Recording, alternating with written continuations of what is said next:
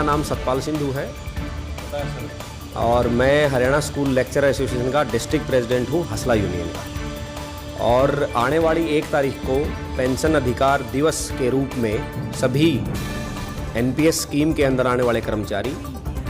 गोहाना में नेहरू पार्क में इकट्ठे हो रहे हैं और ज़्यादा से ज़्यादा संख्या में हम वहाँ पहुँचेंगे और सरकार को हम ये चेताएंगे कि जल्द से जल्द हमें ओल्ड पेंशन स्कीम दी जाए। अन्यथा जो ये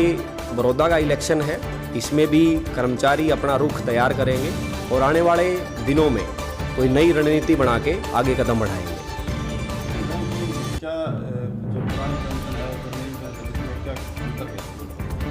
जो नई पेंशन स्कीम है वो सारी की सारी शेयर मार्केट पे आधारित होती है और शेयर मार्केट जो होता है वो अनिश्चितताओं का खेल है और उसमें आपको भविष्य में कोई श्योरिटी नहीं होती कि भाई कितनी आपको पेंशन मिलेगी और कितना आपको जो आपका मूलधन है वो वापस मिलेगा। तो इसलिए अगर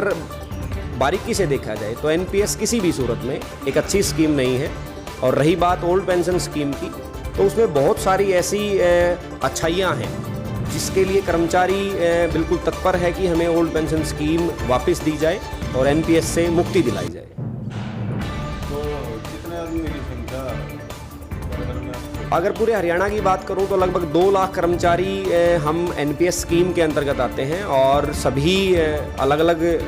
ज़िलों से कर्मचारी साथी वहां पहुंचेंगे। और अगर झज्जर ज़िले की बात की जाए तो झज्जर ज़िले में ही केवल अकेले 4-5 हज़ार कर्मचारी हमारे एनपीएस स्कीम में आते हैं। तो सभी कर्मचारी अलग अलग संगठनों से, अलग अलग विभागों से नेहरू पार्क के अंदर 1 तारीख को सुबह 10 बजे पहुँचेंगे। काफ़ी समय से चल रही है, लगातार सरकार की लेकिन रास्ता नहीं निकलता नजर नहीं आ रहा सर, क्या देखते हो? अध्यापक भी हैं और अलग विभागों की बात करें, सभी विभागों के कर्मचारी, सरकार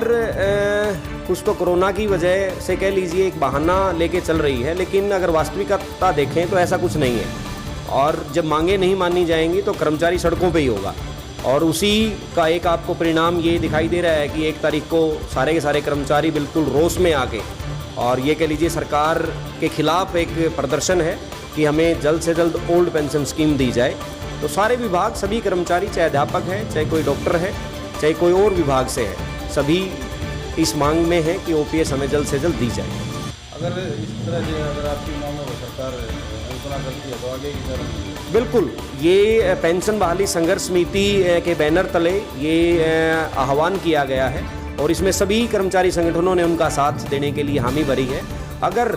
सरकार समय रहते कुछ एक्शन नहीं लेती है तो जाहिर सी बात है आगे की रणनीति बड़े कड़े रुख से अपनाई जाएगी और सभी वर्गों का जो भी आगे का एक्शन होगा उसके लिए सरकार को चेताया जाएगा।